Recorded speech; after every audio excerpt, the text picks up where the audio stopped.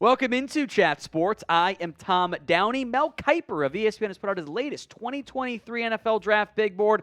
We're going to react to it, break it down, and even though we're beyond the combine, there haven't been that many major pro day updates, there were some significant changes to Mel Kiper's big board that we will break down. The top 25 for him getting more finalized. No change, though, at the top. Jalen Carter, despite the very real off-the-field red flags, remains the number one prospect. I will make note that especially big board-wise, Mel's board is based pretty heavily on what he's hearing. That's why there's so many changes in April, significant ones too. That tells me Carter will still go pretty early. Bryce Young has jumped a spot to number 2. Kiper did say if Bryce Young checked in over 200 pounds, he'd be his number one quarterback. That remains the case here. Will Anderson has dropped a spot.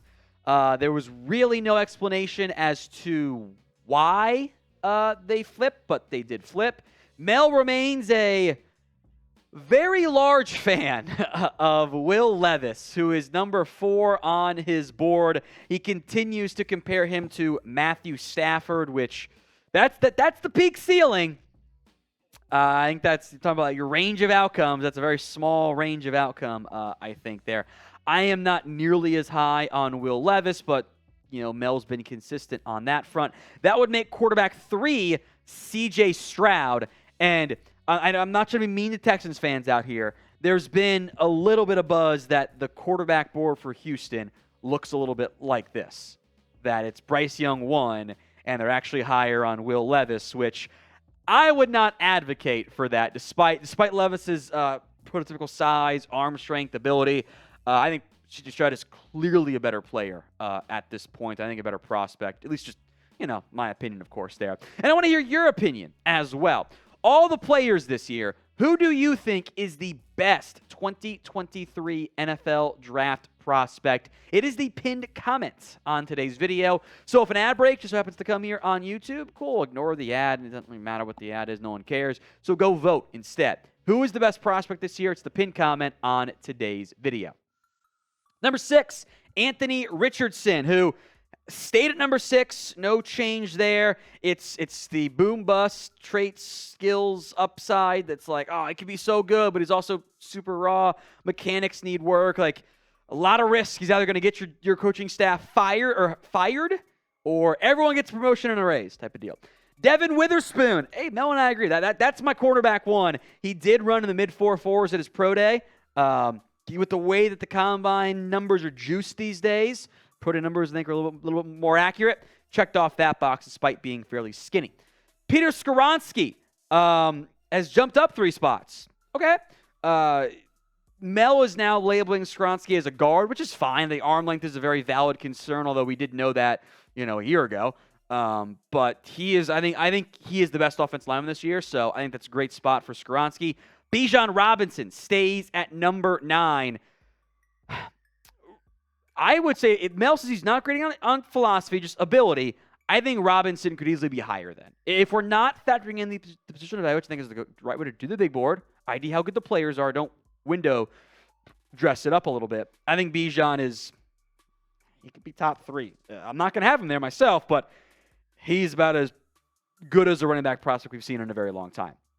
Number 10, up 6 spots, Zay Flowers. How about that one? Yeah, big rise for Zay Flowers, who I will say Mel has always loved. And he jumps up 6 spots in his most recent big board, which is a fairly significant jump and one that I like Zay too. You will not catch me saying he's a top 10, even a top 15 prospect this year. Now, are you tired of struggling with bad habits? Cold turkey might be great for sandwiches, but there's a better way to break free from those pesky habits, and it doesn't involve any weird mind voodoo or bizarre tactics. Introducing our sponsor, Fume, an innovative award-nominated device that helps kick bad habits to the curb by focusing on the good parts. Scan the QR code on screen to learn more, but Fume is all about embracing the natural. It's not electronic, and instead of vapor, Fume uses flavored air. Best of all, It's free of harmful chemicals and packed with delicious, all-natural flavors. The adjustable airflow dial movable parts and magnets make it perfect for fidgeting, especially like me, which can help alleviate stress and anxiety while you break your habit. I wasn't sure what to expect at first, but I was pleasantly surprised with the taste, feel, and look of Fume. Breaking a habit can be tough, but with Fume, it's easy, enjoyable, and even fun. With over 100,000 customers and countless success stories, there's no reason you can't be next. Start your journey towards a healthier lifestyle with the Journey Pack from Fume. So visit tryfume.com/chatsports and use code chatsports for 10% off when you purchase the Journey Pack today. That's tryfum.com/chatsports. Don't forget to use code chatsports for 10% off your order. Link and the promo code are in the comments section and the description of today's show, or simply scan the big old QR code right there on screen to unlock this offer. Back to Mel's big board. Christian Gonzalez slides down 3 spots for reasons that are not explained. I think you can make arguments at least CB2, maybe for love JPJ, CB3, but top 12, top 10 player I'm on board with there. Jaxon Smith-Njigba, who has pretty consistently moved around 5 spots at a time on Mel's board, is now number 12 on where he sits. I believe the last time it was before his pro day. JSN ran in the low 4.5s. Great time for him at, as I like to call, Ohio State's downhill, downwind, 39-yard, 40-yard dash. The numbers have always just been higher than what they really are, but teams know that, and they do factor that type of stuff in there. It's a little high for me on JSN. I think he's the number 1 wide receiver, though. Quentin Johnston, I have a tough time getting a vibe for him. Addison didn't test that great. I'm not as high on Zay Flowers. If I had to bet on one of these guys, I do think Jaxon Smith-Njigba ends up being the first wide receiver drafted. Who do you think it is? JSN for Jaxon Smith-Njigba, QJ for Quentin Johnston, ZF for Zay Flowers, or JA for Jordan Addison. Nolan Smith up 2 spots, number 13. I think that's really decent range there. He's undersized. I get Hassan Reddick vibes from him. Paris Johnson Jr. slips 2 spots, but remains the first pure offensive tackle on the board. As Broderick Jones, our first newcomer, who wasn't ranked last time we did this, has gone up at least 10 spots, despite nothing really changing. What I think happened here and for several other players is Mel gets good feedback from those around the NFL, and they went, Mel, bump him up.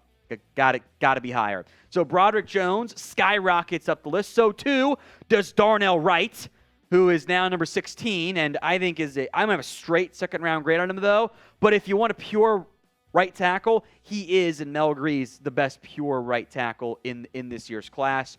Joey Porter Jr. slides down 7 spots. Again, there's no explanation why. I think if there's a generally viewed as a first-round pick who could slide, maybe it's Joey Porter Jr. I think he's really good. I'm a big fan of his game, and I think it might be closer to 10 than 17 on my own board once I finalize that in the week or so before the draft. More players to come, but if you want even more NFL draft videos, then you got to be subbed here on Chat Sports. We'll be live for the entirety of this class. It's basically, I work about 3 to 4 hours every night when I get off work at home to make sure we're ready to go on our draft coverage there. So make sure you're subscribed, youtube.com/chatsportstv. Number 18, Dalton Kincaid out of Utah. The back does concern me. I know that he got a doctor saying he was cleared. I care what teams say. I think he's got medical rechecks. I'm not totally sure on that front. That's coming up this weekish. But if you want a seam stretcher, this is your guy at tight end. Jordan Addison has now jumped up 3 spots. Again, I'm not sure why, Sam. Good question. Undersized, but he was awesome at Pitt. Wasn't as good at USC. Was kind of a bit banged up, I think, was a factor there. I think he'll late round 1. Going to be a very quality pick there. Will McDonald slid 7 spots. Him at 13, I was never on board with. Him at 20, still rich, but makes a lot more sense. Again, I will say this point. Iowa State's usage of Will McDonald putting the 240-pound edge at defensive tackle is a crime. Tyree Wilson is down at number 21 right now. He's going to be higher for me. I am not on board with the Wilson better than Will Anderson buzz, though. Emmanuel Forbes up one spot. He's lanky. He plays a lot bigger than his size, but he's 166.